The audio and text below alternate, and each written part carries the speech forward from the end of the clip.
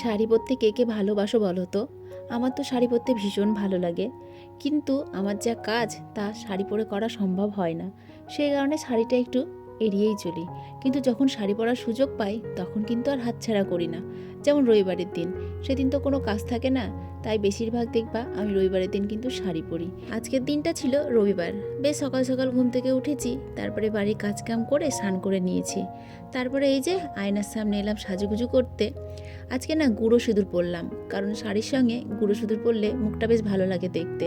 চলো, মাথা ভর্তি করে সিঁদুর তো পরে নিয়েছি, এবার একটা টিপ পরা যাক। আমি শাড়ি পরলে না একটু বড় টিপ পরি। ওইদিকে দেখো, আমার ছেলে কিন্তু এখনও ঘুমাচ্ছে। আজকে রবিবার, আজকে পড়া নেই, স্কুল নেই, তো রবিবারের দিনটা না একটু দেরি করেই ঘুম থেকে উঠে। আর আমিও রবিবারের দিনটা ওকে সকাল সকাল তুলে দিই না, যেহেতু প্রতিদিন সকাল সকাল ঘুম থেকে উঠে পড়তে হয়, স্কুল যেতে হয়, মানে সারা দিনটাই ও বাড়ির বাইরেই থাকে। তো রবিবারের দিনটা ও যখন খুশি তখন উঠে, আমি ওকে কিন্তু ডেকে তুলি না। যাই হোক, পুজোর বাসনগুলো বাইরে বের করে নিয়ে আসলাম, তারপরে এই যে এখন মাজতে বসেছি। আমি কিন্তু পুজোর বাসন স্নান করার আগেই মেজে রাখি। তো আজকে জানো তো সকালবেলায় বের করতে পারিনি, মানে ঠাকুর ঘরে রাখা ছিল, তাই স্নান করে গিয়ে ঠাকুর ঘর থেকে বাসনগুলো বের করে নিয়ে এসে এই যে এখন মেজে নিলাম।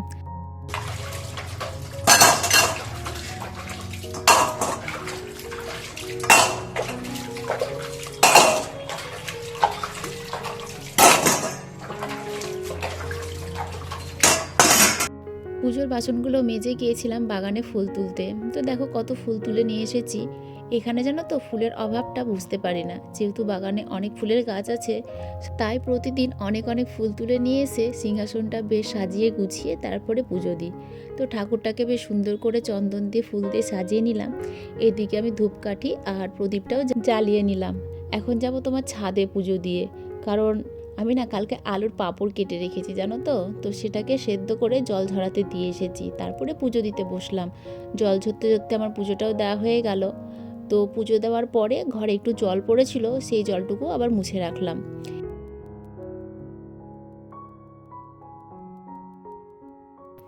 এই দেখো ছাদে চলে এসেছি, দেখতে পাচ্ছ ছাদে কত রোদ, খালি পায়ে তো একদম দাঁড়ানো যাচ্ছে না, এত রোদ পড়েছে। তো একটা সঙ্গে করে বিছানার চাদর নিয়ে এসেছি, কারণ ছাদের উপরে তো আর পাপড়গুলো দেওয়া যাবে না, ছাদটা যেহেতু প্রচণ্ড নোংরা ধুলো পড়ে আছে। তো বিছানার চাদরটা ছিঁড়ে গেছে জানো তো একটা জায়গায়, তো সেই কারণে চাদরটা আর ব্যবহার করি না, কেচে ধুয়ে তুলে রেখেছিলাম। যাকে আজকে আবার একটা কাজে লেগেই গেল চাদরটা। তো আলুগুলোকে সেদ্ধ করে জল ঝরিয়ে রেখেছিলাম, এখন একটা একটা করে এই যে রোদে দিয়ে দিচ্ছি। আলুর পাঁপড় দেওয়া থাকলে জানো তো একটু চিন্তা মানে কম থাকে, মানে কোনো কোনো দিন মনে হয় আজকে কিছু রান্না করব না, ডাল ডিম ভাজা একটু পাঁপড় ভাজা রান্না করি, তাহলেই হয়তো ভাতটা খেতে ভালো লাগবে। তো কিছুদিন আগে দোকানে গিয়েছিলাম পাঁপড় কিনতে, মশলা পাঁপড়, তো মশলা পাঁপড় পেলাম না, তো আলুর চিপস কিনে নিয়ে এসেছিলাম, গোল গোল আলুর চিপস। তো সেই চিপস দিয়ে ভাত খেতে বলে খুব ভালো লেগেছে আমার ছেলের, তাই ভাবলাম কিছুটা আলু কিনে নিয়ে এসে আলুর পাঁপড় বানিয়ে ফেলি। আর আলুর যেহেতু দাম এখন অনেকটাই কম, তাই বেশি না 5 কেজি মতন আলু নিয়ে এসে সেই আলুরই পাঁপড় দিলাম। তো ছাদে এতটাই গরম লাগছিল যে আমি ঘেমে পুরো স্নান হয়ে গিয়েছি। যাই হোক, এই যে আমার রোদ্দুরে দেওয়া হয়ে গেছে আলুর পাঁপড়। আর 5 কেজি আলুর পাঁপড় দেখেছো কয়টুকু হয়েছে। তো ছাদ থেকে নিচে নেমে এসে দেখি আমার ছেলে বসে বসে পড়াশোনা করছে, মানে ছবি আঁকছে। ওটা কি কাঁঠাল? এটা আপেল? আপেল না, পেঁপে। পেঁপে? পেঁপে হয়েছে, ওটা ওটা আপেলই তো হয়েছে। আপেল তো এটা তরমুজ। এটা আপেল। লেচু হয়ে গেছে আপেল, এটা আপেল হয়েছে। কোনটা? এই সাইডেরটা আপেলটা আপেল আপেল লাগছে, ওইটা লেচু হয়ে গেছে। নিচো? হ্যাঁ। আমি এইভাবে করে রাখলাম তো। আজকে সকালে আমাদের জলখাবারে রান্না হয়েছে দেখো মুসুরি সিদ্ধ, মুড়ি, পেঁয়াজ আর হচ্ছে কলা। এই মুসুরিগুলো জানো তো 1 বছর আগেকার আমার বান্ধবী দিয়েছিল, তো কিছুটা থেকেই গিয়েছিল, আজকে তা শেষ হলো। আর এইদিকে দেখো তোমাদের দাদা বাজার থেকে বাজার করে নিয়েও চলে এসেছে। আমি সকালবেলায় ছাদে যখন গিয়েছিলাম পাঁপড় মেলতে, তখনই বললাম যাও বাজার থেকে বাজারটা করে এনে দাও, তোমার বাজার করে আনতে আনতে আমার পাঁপড়গুলোও মেলা হয়ে যাবে, তারপরে আমরা একসঙ্গে সবাই মিলে জলখাবারটা খেয়ে নিব। কারণ জলখাবারটা তো আজকে আমি করিনি, করেছে সঙ্গীতা মুসুরি সিদ্ধটা করেছিল, আর আমি ছাদে গিয়েছিলাম।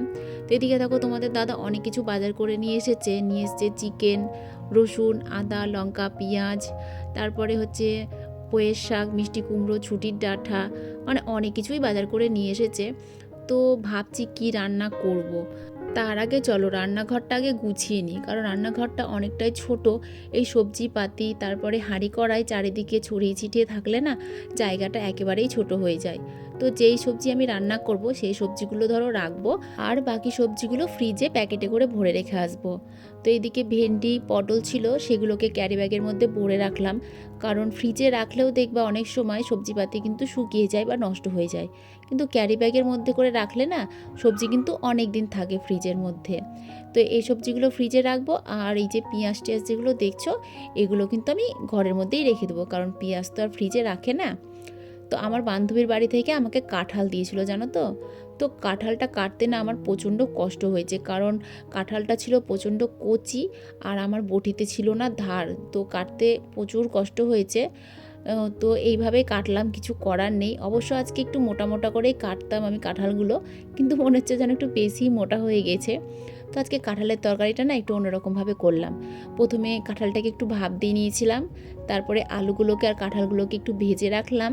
এবার প্রেসার কুকারে শুকনো লঙ্কা তেজপাতা আর জিরে ফোড়ন দিলাম, তার মধ্যে দিলাম তোমার পেঁয়াজ কুচি।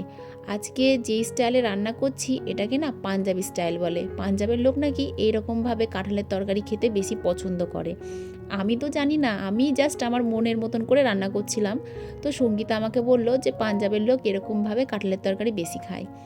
তো মশলা দিলাম পেঁয়াজ বাটা, আদা বাটা, রসুন বাটা, লঙ্কা গুঁড়ো, কাশ্মীরি লঙ্কা গুঁড়ো, জিরে গুঁড়ো, তারপরে লবণ হলুদ সব মশলাপাতি দিয়ে একটু কষিয়ে নিলাম। তারপরে কষানো হয়ে গেলে এর মধ্যে দিয়ে দেবো এবার গরম জল। তো গরম জলটা দিয়ে তারপরে প্রেসার কুকারটাকে ঢেকে দেবো। তবে এর মধ্যে আমি কিন্তু গরম মশলা ঘি সব কিছুই কিন্তু একবারেই দিয়ে দিয়েছি। অন্যান্য সময় যেমন তোমার নামানোর পরে গরম মশলা ঘি দিই, তো এটা তো প্রেসার কুকারে করছি তাই একেবারে দিয়ে কিন্তু সিটি দিতে বসিয়ে দিয়েছিলাম। তারপর ওইদিকে দেখো কাঁঠালটাকে নামিয়ে রেখে চিকেনটাও রান্না করে ফেললাম। আর এইদিকে রাস্তার গেট ছিল খোলা, আলগা একটা কুকুর এসে ঢুকে পড়েছে বাড়ির মধ্যে। তো ভোলু দেখো ওকে কিভাবে ভয় দেখাচ্ছে। তো ভোলুর ভয়ে কুকুরটা আস্তে আস্তে তো পালিয়েই গেল। অবশ্য মারামারি করেনি, কারণ ওই কুকুরটা না মেয়ে কুকুর, আর ভোলু যেহেতু ছেলে কুকুর। আর একটা জিনিস খেয়াল করে দেখবা, ছেলে কুকুর আর মেয়ে কুকুর কিন্তু মারামারি করে না। মেয়ে কুকুর মারামারি করে, আর ছেলে কুকুর মারামারি করে। তো ভোলুকে দেখে ভয়ে তো পালিয়েই গেল বেচারি। আর এদিকে দেখো আমার কিন্তু কাঁঠালের তরকারিটা কমপ্লিট হয়ে গিয়েছে। এখন শুধু গরম গরম ভাতে কাঁঠালের তরকারিটা দিয়ে ভাতটা খাওয়া বাকি আছে। তাহলে চলো একটা জায়গায় যেতে হবে, কোথায় যাব সেটা কিন্তু আর বলবো না। তো দুপুরবেলাতে হঠাৎ করেই দুজনে মিলে বেরিয়ে পড়লাম ঘুরতে। ঘুরে ফিরে তারপরে বাড়িতে গিয়ে করবো খাওয়া দাওয়া। অর্ধেক রান্না করে এসেছি, অর্ধেক কিন্তু রাখাই আছে, বাড়িতে গিয়ে করব। তো দুপুরবেলাতে ঘুরে ফিরে এসে তারপরে খাওয়া দাওয়া করে একটু ঘুমিয়েছিলাম। এখন যাচ্ছি তোমার বাজারে। তো আজকে আমি অনেকদিন পর শাড়ি পরেছিলাম, বড় একটা টিপ পরেছিলাম দেখে আমার বান্ধবীরা আমাকে ফোন করে বলছে তোকে আজকে গ্রামের বউ লাগছে। তোমরাই বলো কি করব, শাড়িগুলো না পরলে শাড়িগুলো নষ্ট হবে, আবার শাড়ি পরলেও সবাই বলবে তোকে গ্রামের বউ লাগছে। তো যাক, গ্রামের বউ থেকে এখন আমি বিকেলবেলায় শহরের বউ হয়ে গেছি। তো এখন চুড়িদার পরে চলে এলাম বাজারে এসেছি তোমার হচ্ছে ছেলের জন্য স্কুলের প্যান্ট কিনতে, কারণ আমার ছেলের না আগের বছর 3টে প্যান্ট বানিয়েছি। তো 3টে প্যান্টের মধ্যে যে একটা প্যান্ট যে বড় বানাবে সে বুদ্ধিটারও আবার হয়নি, 3টেই একই সাইজের প্যান্ট বানিয়েছিল, এই জন্য তো 3টে প্যান্টই ছোট হয়ে গেছে। তো সেই কারণে একটা প্যান্ট কিনতে বাজারে এলাম, কারণ এখন প্যান্ট বানাতে দিলে কবে দিবে তার ঠিক নেই। আর এদিকে যা গরম পড়েছে ফুল প্যান্ট পরে যেতে ছেলেটার কষ্ট হচ্ছে। তো বাজারে গেলেই না এই যে এই দাদা আমাদেরকে কিছু না কিছু খাওয়াবে, যেহেতু আমাদের পরিচিত।